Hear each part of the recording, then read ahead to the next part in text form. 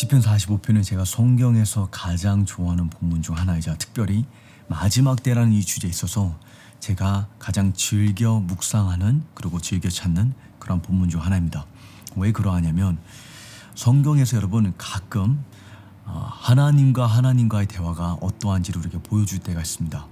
아주 가끔 성경 본문 가운데 삼위일체 하나님이 서로 어떻게 교제 나누시는지, 서로 어떻게 대화 나누시는지를 그 삼위일체 하나님의 그 마음을 우리가 엿들을 수 있는 그런 본문들이 있는데, 예를 들자면 요한복음 17장에 예수님께서 성부 하나님께 기도하시는 장면인데, 성부 하나님께 예수님께서 어떠한 기도를 올려드리시는지, 어떠한 마음을 고백하고 계신지를, 그분의 열정이 무엇인지 우리가 보게 됩니다. 시편 45편은 반대로 예수님을 묵상하고 계신 성부 하나님의 마음을 우리에게 공개합니다. 예수님을 생각할 때, 예수 그리스도를 묵상할 때 성부 하나님의 마음에 어떠한 노래가 울려 퍼지는지, 어떠한 가사가 담겨 있는지를 우리는 본문을 통해서 보게 됩니다. 이 시편 45편의 문맥이 우리가 주목할 점입니다. 어떠한 문맥이냐? 바로 아마겟돈 전쟁에 들어가시는 예수님입니다. 어린 양의 혼인잔치를 앞두고, 결혼식을 앞두고 아마겟돈 전쟁에 들어가시는 예수 그리스도에 관해서 우리에게 보여주고 있습니다. 이러한 문맥 속에 성부 하나님의 마음에 어떠한 가사가 담겨 있는지 우리가 본문을 통해서 살펴볼 것입니다. 항상 제가 마지막 때 이 메시지 한 본문 한 본문 다루게 되면 많은 내용이 담겨 있어서 제가 한 구절 한 구절 저희가 자세하게 다룰 수는 없습니다. 그래서 제가 여러분께 부탁드리는 것은 이 강의를 보시기 전에 먼저 본문을 살펴보시고, 또 이 강의를 보시고 난 이후에 이 본문의 메시지를 갖고, 이 본문에 담겨있는 진리를 갖고 말씀으로 주님과 기도하고 주님과 대화해 보시기를 제가 권면합니다. 잔느기용의 그 예수 그리스도를 깊이 체험하기라는 책을 보시게 되면 예수님은 어떻게 깊이 체험하냐는 이 질문에 잔느경이 말씀을 가지고 기도하라고 권면하는데, 어떠한 그리스도인들은 꽃잎의 표면을 스치고 지나가는 그러한 벌과 같다면, 어떠한 그리스도인들은 꿀벌이 그 꽃의 내면 깊숙한 곳에 들어가서 꿀을 취하듯 하나님과 말씀을 갖고 기도하고 대화하는 그러한 성도들은 그 하나님의 마음 깊은 곳까지 들어가는 자들이라고 그렇게 말하였습니다. 마찬가지로 여러분께서 이 본문의 메시지를 통해 마치 꿀벌이 꽃의 깊숙한 곳에 가서 그 꿀을 취하듯이 주님과의 깊은 대화의 자리로 이 말씀을 가지고, 진리를 가지고 나아가시기를 권면합니다. 제가 이제 몇 가지 핵심되는 주제들만 이제 이 강의를 통해서 다룰 텐데, 제가 먼저 1절부터 읽고 이제 하이라이트 되는 그 문구들을 함께 저희가 해석해 보면서 함께 살펴보면, 내 마음에서 좋은 말이 넘쳐 왕에 대하여 지은 것을 말하리니 내 혀는 필릭에게 부과하도다. 성부 하나님께서 예수 그리스도에 관해 묵상하시는데 고백하시기를, 내 마음이 좋은 말이 넘쳐, 내 마음에서부터 예수 그리스도에 관한 이 좋은 가사가, 이 노래가 넘치는데, 여기서 넘치다라는 이 히브리 원어가 부글부글 끓다라는 단어입니다. 마치 가스레인지 위에 여러분께서 차가운 물을 냄비에 올려놓으면, 그리고 온도를 이제 불이 켜게 되면 그 뜨거운 열기로 인해, 그 압력으로 인해서 물이 처음에 끓다가 나중에는 흘러 넘치듯이, 마치 뜨거운 용암의 압력이 화산으로 하여금 분출하게 하듯이, 화산이 폭발하듯이 아버지의 마음이 예수 그리스도를 묵상하는데 주체할 수 없고 이것을 감당할 수 없어서 입 밖으로 노래로 흘러나온다는 것입니다. 아버지의 마음이 그리스도를 향한 그 감격과 그 애정에 그 압력을 이기지 못해서 노래로 흘러나온다는 것입니다. 너무 아름다운 그런 고백이죠. 근데 그 아버지의 노래의 가사가 무엇이냐? 2절에 왕은 사람이 낳으니 가운데 가장 아름다워. 예수 그리스도께서 만인 가운데 으뜸이시라는 것입니다. 하늘의 주에 누가 있으리요, 땅의 주밖에 날 사모할 자 없나이다. 하늘과 땅 아래 누가 우리 주와 같으리요. 이것이 아버지의 고백입니다. 누가 내 아들 예수 그리스도와 같으리요. 근데 이 예수님의 독보적인 이 측면이 맞죠? 극상의 가치를 지닌 우리의 주님의 존귀하심이 주님의 전지전능하심에도 해당되지만, 이제 성경을 보게 되면 누가 우리 주와 같으리요가 반복해서 많이 인용된 찬양 가사입니다. 누가 우리 주와 비교할 쓰리요. 세상에 누가 그 무엇이 우리 주님과 같으리요. 근데 이 가사가 지금 어떻게 적용이 되고 있냐면 예수님의 전능하심에만 적용되는 것이 아니라 예수님의 독보적인 아름다움에 적용되고 있는 것입니다. 그렇다면 여기에서 담겨있는 하나님의 계획이 무엇이냐? 마지막 때 하나님의 계획을 통해서 아마겟돈 전쟁을 통한 하나님의 목적은 예수 그리스도만이 길이요 진리요 생명임을 증명할 뿐 아니라 그리스도만이 모든 심령의 갈망이자 만족이 되심을 증거하신다는 것입니다. 그리스도께서 모든 영혼의 최상의 가치를 지닌 극상의 가치를 지닌 보화가 되시는 것입니다. 이것이 하나님의 마지막 때 계획이자 동기이자 하나님의 목적인 것입니다. 조나단 에드워즈라는 미국 최고의 신학자는 하나님에 대해서 한마디로 요약하기를 뭐라 표현하냐? 그가 하나님의 아름다움은 하나님의 하나님 되심의 절정이다. 하나님의 하나님 되심을 결정짓는 그 하나님의 극치가 무엇이냐? 하나님 되심의 극치가 무엇이냐? 그것이 바로 하나님의 아름다움이라는 것입니다. 그러면서 그가 말하기를 이것으로 하나님은 다른 모든 것들과 구별되신다. 하나님을 구별짓는 예수 그리스도를 세상의 모든 만물 가운데 하늘과 땅 아래 독보적인 대상으로 삼는 것이 무엇이냐? 바로 그의 아름다움이라는 것입니다. 마지막 때 우리가 하나님의 심판을 통해 하나님의 계획을 통해서 이러한 예수님의 아름다움을 맛보기를 간절히 소망합니다. 제가 다시 한번 강조해드리지만 어떠한 문맥 속에서 하나님의 아버지 마음에 이러한 가사가 흘러넘치느냐? 바로 예수님의 심판 그리고 그 아마겟돈이라는 이 예수님의 전쟁이라는 문맥입니다. 3절에 오 지극히 강하시니여 왕의 칼이 옆에 차고 영화와 위엄으로 옷을 입으소서.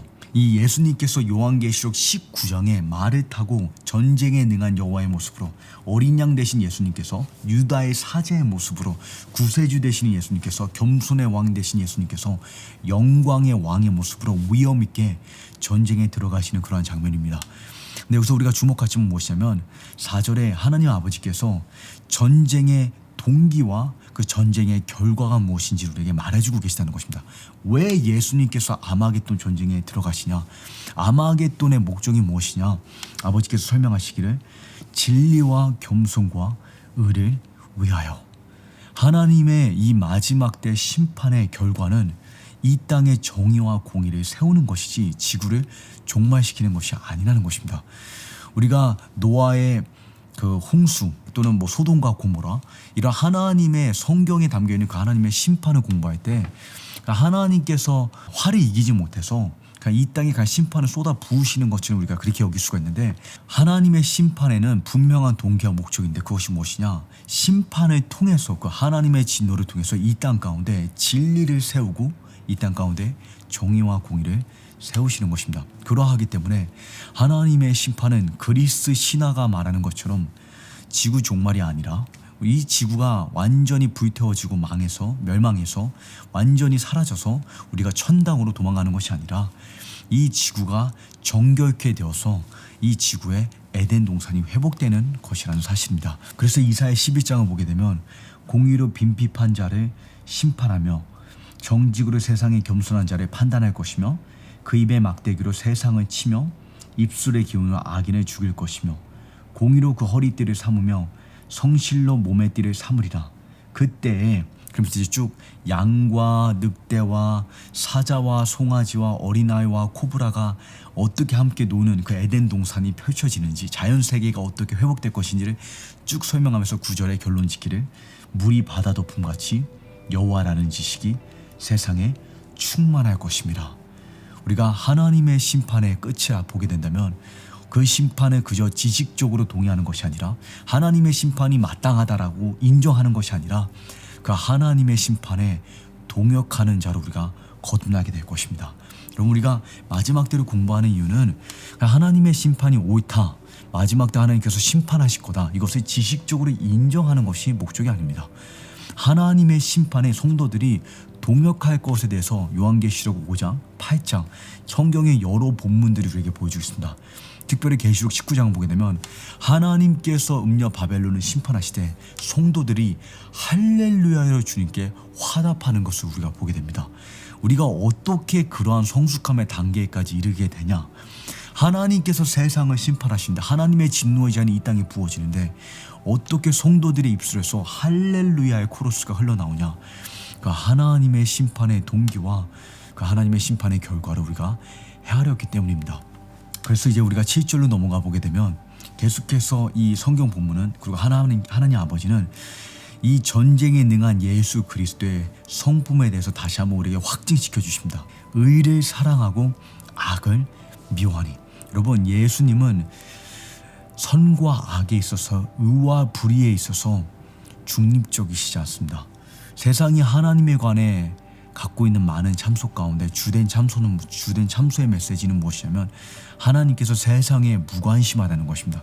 하나님이 살아계시면, 그리고 그 하나님이 선하시다면, 그 하나님이 의로우시다면, 그 하나님이 거룩하시다면, 그 하나님이 전지전능하시다면 왜 북한 땅에 죽어가는 동포들을 보살피지 않으시냐는 것입니다.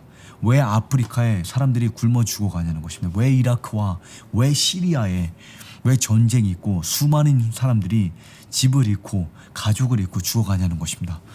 여러분, 마지막 때 하나님의 계획이 펼쳐지고 나면 우리는 그 예수 그리스도의 마음에 의에 대한 열정적인 사랑과 불의에 대한 절대적인 증오, 불의에 대한, 악에 대한, 죄에 대한 하나님의 절대적인 미움과 증오가 있다는 것을 우리가 깨닫게 될 것입니다. 이것이 공개적으로 가장 잘 드러났을 때가 언제였냐면 예수님의 십자가입니다.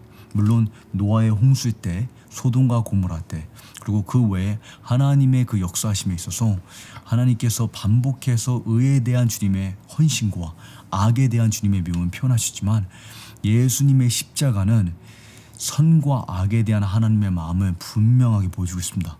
인간을 향한 하나님의 긍휼하심을 보여주는 반면 하나님께서 죄를 얼마나 미워하시는지, 하나님께서 인간을 사랑하시되 죽기까지 인간을 사랑하시지만 동시에 죄를 미워하시되 죽기까지 죄를 증오하신다는 것입니다. 그러하기 때문에 그리스도의 재림은, 그리고 그 하나님의 계획이 펼쳐지고 나면 그 하나님의 마음을 깨닫게 될 것입니다. 그리고 난 다음에 아버지께서 무엇을 강조하시냐? 왕의 하나님께서 왕에게 기쁨의 기름을 부어 왕의 동료들 위에 세우셨습니다. 아가서를 보게 되면 그 마지막 때 이 하나님의 그 날을, 그분의 결혼식의 날, 그분의 마음이 기뻐 뛰시던 날, 하나님의 마음이 기쁨을 이기지 못해 흘러넘치는 그러한 하나님을 우리에게 묘사해 주고 있습니다. 여러분, 우리가 아마겟돈의 예수님을 생각할 때, 심판주 되신 예수님을 묵상할 때 하나님의 기쁨을 헤아리고 그 기쁨을 맛볼 수 있어야 됩니다. 어떠한 신학자는 하나님의 기쁨에 관해서 표현하기를, 하나님 안의 행복은 잔물결 하나 없는 산호수의 고요함이 아니라 마치 큰 강이 홍수가 났을 때, 범람했을 때 밀려드는 파도와 같다. 주님의 기쁨은 영원이라는 끝없는 세월 동안 점점 더 높아지고 결코 줄어들거나 잠시도 잠잠해지는 일이 없을 것이다. 하나님 안에 영원하고 무한한, 그리고 충만한, 흘러넘치는 행복한 감정과 기쁨이 있다는 것입니다. 이것이 다윗이 깨달은 바입니다. 다윗은 성경에 기쁨의 신학자라고 표현할 수 있습니다. 기쁨의 선두주자.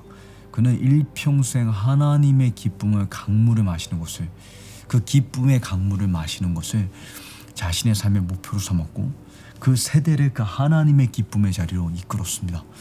그가 시편 16편에 우리가 잘 알고 있는 말씀이 있는데요. 주의 앞에 기쁨이 항상 넘칠 것이요 주의 오른편에 영원한 즐거움이 있나이다. 우리가 이 메시지를 통해서 그 예수님의 기쁨의 기름 부으심을 맛보기를 원합니다. 우리의 마음에, 우리의 감정에, 우리의 생각에 우리를 향한 그 하나님의 기쁨, 스바냐 3장을 보시게 되면 이러한 표현이 있습니다. 그가 기쁨을 이기지 못하여 너희를 향해 노래하시리라.